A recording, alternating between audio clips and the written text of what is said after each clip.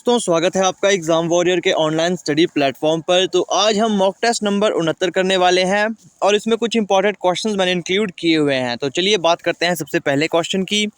शिमला नगर की स्थापना किस वर्ष हुई? तो मैं सीधे आपको आंसर बता दूंगा, ऑप्शन में अब नहीं पढ़ूंगा, है ना। इससे आपका समय बचेगा। अब देखिए यहाँ पर जो शिमला नगर की स्थापना हुई थी वो हुई थी 1852 ईस्वी में। नेक्स्ट क्वेश्चन की बात करते हैं। हिमाचल प्रदेश में पहला पंचायती राज्य अधिनियम कब पारित किया गया? तो ये 1968 में पारित किया गया था हिमाचल प्रदेश में पहला पंचायती राज्य अधिनियम। नेक्स्ट क्वेश्चन की बात करते हैं। पंजाब की राजधानी शिमला से चंडीगढ़ कब स्थानांतरित की गई? तो ये स्थानांतरित की गई थी 1953 ईस्वी में। भारत में हरित क्रांति की शुरुआत कब हुई थी? ये मोस्ट इंपॉर्टेंट क्वेश्चन है। तो भारत में हरित क्रांति की शुरुआत हुई थी 1966 से 1967 के बीच में, है ना। अब बात करते हैं नेक्स्ट क्वेश्चन की। प्रथम पंचवर्षीय योजना में प्राथमिकता दी गई थी। तो प्रथम पंचवर्षीय योजना में किसे प्राथमिकता दी गई थी? तो ये दी गई थी कृषि को। अब देखिए किस पंचवर्षीय योजना में किस चीज़ को प्राथमिकता दी गई है, इस चीज़ का आपने ध्यान रखना है। कौन सी फेमस स्कीम उस समय निकाली गई थी, ये सब चीज़ें आपने पढ़नी है, क्योंकि एक क्वेश्चन इस टाइप का पूछा जाता है हिमाचल प्रदेश पुलिस कांस्टेबल के एग्जाम में। तो इस चीज़ का आपने ध्यान रखना है, क्योंकि जीके में ये काफ़ी इंपॉर्टेंट टॉपिक है, इससे क्वेश्चन अक्सर पूछे जाते हैं।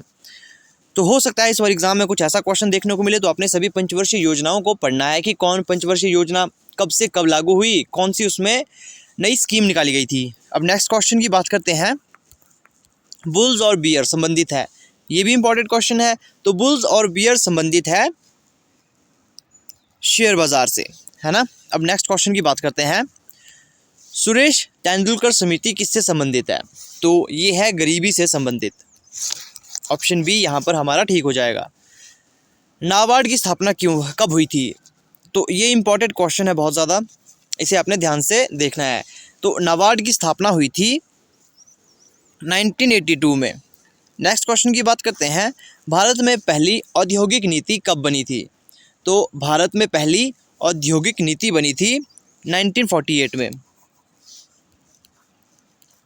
प्रसिद्ध पुस्तक इकोनॉमिक नाइटमेयर ऑफ इंडिया के लेखक कौन है? तो इसके जो लेखक है वो है चरण सिंह। किसके? प्रसिद्ध पुस्तक economic nightmare of India. Rangoli Bharat के किस क्षेत्र की प्रमुख लोक कला शैली है? तो जो रंगोली है ये महाराष्ट्र की प्रसिद्ध कला शैली है। एक क्वेश्चन यहाँ पे मैंने मिस कर दिया, जो ये है कि कौन सा बैंक पहले यूटीआई बैंक के नाम से जाना जाता था? ये भी इंपॉर्टेंट क्वेश्चन है। एक्सिस बैंक को पहले यूटीआई बैंक के नाम से जाना जाता था। अब नेक्स्ट क्वेश्चन की बात देखते हैं। यहाँ पर अल्पना भारत के किस क्षेत्र की प्रमुख लोक कला शैली है? तो जो अल्पना है ये है पश्चिम बंगाल की प्रमुख लोक कला शैली। मंडाना लोक कला शैली का संबंध किस भारतीय राज्य से है? तो इसका संबंध है राजस्थान से। अब यहाँ पर देखिए हमने क्या बताना है, यहाँ बताना है हमने अहोरात्र का संधि विच्छेद। तो अहोरात्र का जो संधि विच्छेद है वो है ऑप्शन सी वाला सही है, अहन जमा रात्रि। नेक्स्ट क्वेश्चन की बात करते हैं। किस में सही संधि हुई है? अब ऑप्शन हमारे पास कुछ दिए गए हैं, तो इसमें जो ऑप्शन डी है ये संधि विच्छेद सही हुआ है, मत जमा एक, तो ये होगा हमारा मत एक माफ़ कीजिएगा। अब नेक्स्ट क्वेश्चन की बात करते हैं। निम्न में समर्पक सकर्मक क्रिया है, तो निम्न में से सकर्मक क्रिया कौन सी है? तो इसमें जो ऑप्शन आपका यहाँ पर द है, राम कार चलाता है, ये क्या है? एक सकर्मक क्रिया है। नेक्स्ट क्वेश्चन की बात करते हैं। निम्नलिखित में प्रेरणार्थक क्रिया है, तो ऑप्शन अ यहाँ पर ठीक आ जाएगा, जिसमें लिखा गया है कि वह सीता से पत्र लिखवाती है, ये प्रेरणार्थक क्रिया है। अब यहाँ हमने समास बताना है। तो पहला है हमारे पास पीताम्बर। पीताम्बर का समास आप सभी जानते होंगे, ये बहुब्रीहि आएगा। मृगनयनी का समास अब बहुत से लोग नहीं बता पाएंगे, इसमें जो है वो कर्मधारय समास है। अब यहाँ पर है हमारे पास fill in the blanks. We should blank opportunities as they arise, तो यहाँ पर सीज आएगा, है ना। नेक्स्ट क्वेश्चन की बात करते हैं। There is no culture in the world blank absolutely pure, तो यहाँ पर दैट इज़ आएगा, ठीक है। यहाँ जो ऑप्शन आएगा वो ऑप्शन सी होगा, दैट इज़ यहाँ पर आएगा। तो अब बात करते हैं नेक्स्ट क्वेश्चन की। यहाँ कहा गया है find the correct spelled word, तो यहाँ पर हमारे पास सही जो स्पेलिंग जिस शब्द की लिखी गई है वो हमने चुनना है। तो यहाँ पर ऑप्शन सी यहाँ पर ठीक हो जाएगा, कॉन्सिलिएटरी, तो यहाँ पर ये ठीक हो जाएगा। अब नेक्स्ट क्वेश्चन की बात करते हैं, डिलीजेंट। इसका हमने सिनोनिम ढूंढना है। तो डिलीजेंट का सिनोनिम होता है हार्ड वर्किंग, क्योंकि डिलीजेंट का मतलब होता है मेहनती, तो हार्ड वर्किंग का मतलब ही होता है मेहनती। नेक्स्ट क्वेश्चन की बात करते हैं, ये है इडियम एंड फ्रेजेस। तो टू बैक द क्वेश्चन, इसमें जो सही आंसर आएगा वो आएगा टू टेक, तो ऑप्शन यहाँ पर बी ठीक आ जाएगा, यहाँ पर टू टेक फॉर ग्रांटेड, है ना, ये यहाँ पर ठीक होगा। अब नेक्स्ट क्वेश्चन की बात करते हैं। अब देखिए ये क्वेश्चन मैंने कल आपको गलत करवाया था, माफ़ कीजिएगा, मैं थोड़ा सा कंफ्यूज हो चुका था। यहाँ देखिए मैं इस क्वेश्चन को कैसे करना है, मैं पहले भी बहुत बार इस क्वेश्चन को करवा चुका था, बस थोड़ा सा मैं कंफ्यूज हो चुका था, जिस वजह से मैंने ये क्वेश्चन आपको गलत करवा दिया, तो मुझे माफ़ कर देना इस चीज़ के लिए। अब मैं यहाँ पर आपको सही बताता हूँ इसमें होना क्या था। अब देखो ये डायरेक्शन थी, मैंने क्या है यहाँ पर कहा गया था कि व्यक्ति का मुख उत्तर पश्चिम की ओर है, और मैं ये मानकर चला था कि उस व्यक्ति का मुख कहाँ पर है, उत्तर पूर्व की ओर है, तो मैंने उत्तर पश्चिम को ये गलती से मान लिया था। ठीक है, इस चीज़ को आपने ठीक कर देना है ना। इसको जो सॉल्यूशन होना था, यहाँ देखिए ये उत्तर पश्चिम की ओर देख रहा है, अब वो घड़ी की दिशा में 90 डिग्री मुड़ जाता है, घड़ी की दिशा मतलब इस ओर को वो 90 डिग्री मुड़ गया, अब यहाँ पर है वो। अब फिर घड़ी के विपरीत दिशा में वो 180 डिग्री मुड़ जाता है, घड़ी के विपरीत दिशा मतलब 180 यहाँ से यहाँ तक, 180 यहाँ से यहाँ तक, तो वो यहाँ मुड़ चुका, फिर 90 डिग्री मुड़ता है, तो यहाँ पर हमारा आंसर आना था दक्षिण पूर्व। तो आंसर तो मैंने ठीक करवाया था, क्योंकि मैं क्वेश्चन को बहुत बार करवा चुका हूँ, लेकिन मैंने यहाँ पर गलती कर दी थी, है ना, तो उस चीज़ के लिए मुझे माफ़ कर देना। तो यहाँ पर दक्षिण पूर्व इसका आंसर आना था। अब नेक्स्ट क्वेश्चन है डायरेक्शन का ही, इसमें थोड़ा सा आपको मैं बताना चाहूँगा कि ये तो थी देखो पॉइंट टू पॉइंट वाले डायरेक्शन की, 45 डिग्री मुड़ गया, फिर 80 डिग्री मुड़ गया, फिर 90 डिग्री, माफ़ कीजिए 180, फिर 90 डिग्री, इस प्रकार से। अगर आपके पास ऐसा कहा है कि 100 डिग्री मुड़े, अब क्या करना है, क्योंकि पहले हमारे पास एक प्रॉपर परफॉर्मा बना हुआ था, हमने बस घूमना कैसे था, हमें पता था कि यहाँ से यहाँ को 45 है, यहाँ से यहाँ को 45 है, लेकिन अब यहाँ पर इन्होंने कहा कि ये घूम गया 100 डिग्री, घड़ी की दिशा में 100 डिग्री मुड़ गया। अब देखो वो व्यक्ति कहाँ पर था, तो वो व्यक्ति था पूर्व की ओर, पूर्व की ओर मुँह कर कर खड़ा था, ठीक है, इस ओर वो देख रहा था, तो वो घूम जाता है घड़ी की दिशा में 100 डिग्री। अब देखो हमें पता है यहाँ से यहाँ तक हो जाता है 90 डिग्री। अब 100 डिग्री को हमें यहाँ जैसे मानना होगा, यहाँ बीच में आपको मानना होगा, तो मान लो यहाँ तक हमारा 100 डिग्री है, ये आपको मानना पड़ेगा, ठीक है, इससे आपका क्वेश्चन सही हो जाएगा। आपने मतलब लगभग करके मानना है इसे। अब कहा गया है कि फिर घड़ी के विपरीत दिशा में 145 डिग्री मुड़ जाता है। अब इसे 145 डिग्री हमने घुमाना है। अब बहुत से बच्चों को इसमें कठिनाई आएगी, लेकिन ये काफ़ी ईजी है। अब देखो घड़ी के विपरीत दिशा मतलब हमने इस ओर को घूमना है, यहाँ से यहाँ तक तो हमारा 100 डिग्री पूरा हो गया। अब बाकी बचा 45 डिग्री, तो हो गया 145 डिग्री, है ना। तो यहाँ पर अब उसका मुख किस दिशा की ओर है, मतलब मेरा मुख किस दिशा की ओर है, तो मुख है अब उत्तर पूर्व की ओर, तो ये यहाँ पर ठीक हो जाएगा। मतलब अगर आपके पास कभी 180 की जगह पर यहाँ पर अगर आ जाए 195 डिग्री, तो आपने क्या करना है, हल्का सा उसे ज़्यादा लेकर चलना है। और अगर मान लो, अगर जैसे आपने यहाँ मान लिया है ना, आपके पास ये पॉइंट आया था, अगर यहीं पर पूछ लेता कि उसका मुख किस ओर है, तो अगर आपका इस लाइन से हल्का सा भी आगे हो, तो उसका मुख हमेशा आपने कौन सा मानना है, ये मानना है, ये इस दिशा को क्या कहते हैं, दक्षिण पश्चिम, तो आपने उसे दक्षिण पश्चिम मानना है ना। ये कॉन्सेप्ट आप समझ चुके होंगे। अब नेक्स्ट क्वेश्चन की बात करते हैं। तो चलिए बात करते हैं नेक्स्ट क्वेश्चन की। यहाँ कहा गया है कि कोई मोटर गाड़ी 10 घंटे में यात्रा पूरी करती है। आधी दूरी को वो 21 किलोमीटर की स्पीड से और शेष दूरी को 24 किलोमीटर घंटे की दर से दूरी कवर करती है। तो टोटल दूरी हमसे यहाँ पूछी गई है। अब इस क्वेश्चन को कैसे करेंगे, यहाँ देखिए एक फॉर्मूला मैं आपको बता देता हूँ, x into Y upon x plus Y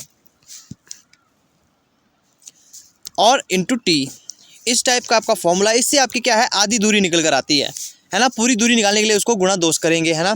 तो यहाँ पर हमारे पास पहली दूरी है 21 किलोमीटर की स्पीड से वो जा रहा है ना, 21 किलोमीटर पर आवर की स्पीड से उसने दूरी तय की।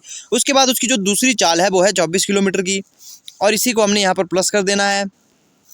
इससे हमारी आधी दूरी निकलेगी, ठीक है। पूरी दूरी हम बाद में निकालेंगे, गुणा 2 करेंगे उसमें, और कुछ नहीं होगा। तो ये 504 आ गया बटे में 45 गुणा 10। इसे जब हम इसे काटेंगे तो 11.2 को जब हम 10 से गुणा करेंगे तो 112। तो ये आधी दूरी निकल कर आई। इसे हम 2 से गुणा कर देंगे तो ये हमारा आंसर आ गया। 224 किलोमीटर टोटल डिस्टेंस थी। तो इस टाइप से इस क्वेश्चन को किया जाता है। नेक्स्ट टाइप के क्वेश्चन को देखते हैं। यहाँ कहा गया है टाइम एंड वर्क का, कि राम और श्याम की कार्यक्षमता में 5:7 का अनुपात है। मतलब कि जैसे सिंपल भाषा में से कहा जाए तो राम की जो एफिशिएंसी है वो है 5 और श्याम की जो एफिशिएंसी है वो 7। मतलब कि राम एक दिन में 5 कुर्सियाँ बना रहा है और श्याम एक दिन में कितनी 7 कुर्सियाँ बना रहा है।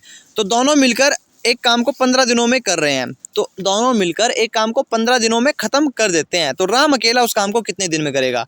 काफ़ी इजी क्वेश्चन होते हैं ये। आपने करना क्या है, इसमें देखो आप सिंपल करोगे, टोटल डेज कितने लगे उनको काम ख़त्म करने में, दोनों को 15, तो इनका जमा कर देना है 5 जमा 7 बटा जिसका हमने काम निकालना है। तो राम अकेले कितने दिन में करेगा, तो राम की एफिशिएंसी बटा में लिख लो। तो इसमें जब आप इसे काटोगे 3 पंजे 15, तो जब ये जमा होकर आएगा तो ये हो जाएगा 3 गुणा 12, तो 12 3 36 होता है। तो 36 दिन लग जाएंगे राम को उस काम को करने में। अब नेक्स्ट क्वेश्चन देखते हैं। अब देखिए इस टाइप का क्वेश्चन मैंने जानबूझकर आपके लिए लेकर आया हूँ, क्योंकि इसमें बच्चे बहुत कंफ्यूज हो जाते हैं। मतलब होता तो आसान है, करते तो सभी है, लेकिन इसमें टाइम बहुत ज़्यादा लगा लेते हैं। इसकी एक शॉर्ट ट्रिक मैं आपको बताने वाला हूँ। पहले हम बेसिक तरीका देखेंगे। क्वेश्चन में कहा गया है, यदि पीले को लाल, लाल को नीला, नीले को सफ़ेद, सफ़ेद को काला कहा जाए तो खून किस रंग का होगा। तो खून किस रंग का होगा, तो खून यहाँ पर देखो लाल रंग का होता है, तो लाल को क्या कहा गया है, नीला कहा गया है, तो इसे आप यहाँ नीला टिक कर दोगे। लेकिन इससे इजी ट्रिक है हमारे पास, वो क्या है कि यहाँ पूछा किसके बारे में है, खून के बारे में। खून लाल रंग का होता है, तो लाल रंग को यहाँ सिंपली क्या कहा गया है, नीला। आपको पूरा क्वेश्चन पढ़ने की ज़रूरत ही नहीं है, मतलब आप बस यहाँ से देखो कि पूछा क्या है। यहाँ पूछा गया है कि खून किस रंग का होगा, तो खून होता है लाल रंग का, तो यहाँ पर लाल रंग को इन्होंने नीला कहा गया है। तो बस हम इस सिंपल तरीके से आप इस क्वेश्चन को कर सकते हो। अब नेक्स्ट क्वेश्चन की बात करते हैं। ये है नंबर सीरीज़, ये मैंने इंक्लूड किया हुआ है। अब देखो जिसने नंबर सीरीज़ की मेरी पूरी क्लास देखी होगी उसको इस क्वेश्चन में कोई दिक्कत नहीं आनी चाहिए, क्योंकि मैं 1000 बार बता चुका हूँ इस चीज़ को कि इस टाइप के क्वेश्चन को करते कैसे हैं। अब यहाँ पर सबसे पहले आपने करना है कि आपने नंबर सीरीज़ ध्यान से देखनी है। वैल्यू ना तो धीरे धीरे बढ़ रही है, ना तो धीरे धीरे घट रही है, इसमें दोनों चीज़ें साथ साथ हो रही है, घट भी रही है, बढ़ भी रही है। सीधा आपका शक यही जाना चाहिए कि इसमें 2 सीरीज़ एक साथ आई गई है ना, 2 सीरीज़ इसमें एक साथ पूछी गई है। तो 2 सीरीज़, अब पहले आप देखो, आप यहाँ पर इसका आपने इसके साथ संबंध देखना है। जब भी आपके पास कोई सीरीज़ ऐसी आए ना कि एक पहले बढ़ रही है, फिर घट रही है, फिर बढ़ रही है, फिर बढ़ रही है, फिर घट रही है एकदम से, है ना, जिसमें आपको सीरीज़ का लॉजिक समझना है, तो सबसे पहला तरीका यही देखना है कहीं इसमें 2 सीरीज़ तो नहीं। अब देखो यहाँ पर 2 का 5 से रिलेशन हमने निकालना है कि 2 से 5 कैसे हुआ होगा, +3 हुआ, 5 से 8 +3 हुआ। वैसे ही आप इसे देखोगे, यहाँ पर 9 से 6 कैसे हुआ, 9 से 6 हुआ, -3 किया, फिर यहाँ से -3 किया। उसी प्रकार से आगे जब है इस वाली संख्या को आना है तो +3 यहाँ होगा, तो 11 आंसर आएगा, है ना। 11 यहाँ पर आंसर आएगा, क्योंकि यहाँ पर प्लस क्या होना है, 3 होना है, तो 8 में जब हम 3 जोड़ेंगे तो यहाँ 11 आएगा। तो इस टाइप से इस क्वेश्चन ने होना था। तो आई होप आप आज की वीडियो आपको अच्छी लगी होगी। इसमें जो क्वेश्चन मैंने इंक्लूड किए हैं वो आपको अच्छे लगे होंगे। अब नेक्स्ट वीडियो मैं स्पेशल आपके लिए लेकर आने वाला हूँ पजल पे, क्योंकि पजल पे बहुत से बच्चों को दिक्कत है, खासकर फ्लोर वेस्ट, है ना। एक बच्चे ने मुझसे ये कहा भी था कि सर फ्लोर वेस्ट मुझे समझ नहीं आ रहे मैसेज करके। तो देखो अब जो नेक्स्ट वीडियो होगी उसमें फ्लोर वेस्ट के क्वेश्चन मैं आपको करवाऊंगा, है ना। उसमें मैं ये जीके के जो क्वेश्चन है वो उतने इंक्लूड अब नहीं करूँगा। अब 1-2 दिन आपके मैं फ्लोर वेस्ट और पजल के जो भी डाउट होंगे आपके वो सभी क्लियर करूँगा। और जो शॉर्ट ट्रिक मैंने आपको बताई थी फ्लोर वेस्ट की, माफ़ कीजिएगा पजल की, उसी से रिलेटेड हम सारे क्वेश्चन अब करेंगे। सिंपल मैंने उसमें कहा था कि आपने क्या करना है, इस तरह से बॉक्स बनाने हैं, उसमें पॉसिबिलिटी लिख लेनी है, और जो पॉसिबिलिटी कवर होगी उसे कट कर लो, है ना। इस टाइप से मैंने आपको बताया था। अब जो भी क्वेश्चन करेंगे वो हम करेंगे शॉर्ट ट्रिक के माध्यम से, ईजी बनाएंगे क्वेश्चन को। और 1-2 दिन की वीडियो में अब हम क्या करेंगे कि पजल के क्वेश्चन ही इंक्लूड करेंगे। जीके अब बहुत हो चुका, क्योंकि जीके इतना है कि जितना आप पढ़ोगे उतना कम है, क्योंकि जीके के बारे में यही आप सुनोगे कि जितना आप जीके पढ़ोगे उतना कम है ना। तो कुछ एक चुनिंदा टॉपिक पढ़ने हैं जहाँ से क्वेश्चन आते हैं, आपने पिछले साल के क्वेश्चन पेपर देखने हैं, आपने वहाँ से एनालाइज करना है कि कौन सा क्वेश्चन किस टॉपिक से पूछा गया है। आप देखोगे वहाँ पर जो क्वेश्चन होगा वो ज़्यादातर आपके किससे होते हैं, मॉडर्न हिस्ट्री से होते हैं, है ना, या फिर जिस भी टॉपिक से होंगे आपने उसी टॉपिक को पढ़ना है। तो अब मिलते हैं आपसे नेक्स्ट वीडियो में। आई होप आपको वीडियो अच्छी लगी होगी।